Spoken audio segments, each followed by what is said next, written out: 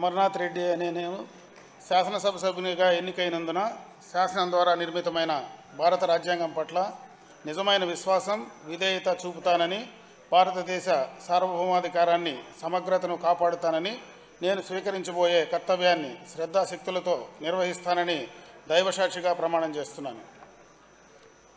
ఆంధ్రప్రదేశ్ శాసనసభ్యుడైన అమర్నాథ్ రెడ్డి అనే నేను సభ నియమాలకు కట్టుబడి ఉంటానని, వాటిని అనుసరిస్తానని, సభ మర్యాదలను పాటిస్తానని, సాంప్రదాయాలను గౌరవిస్తానని దైవసాక్షిగా ప్రమాణం చేస్తున్నాను.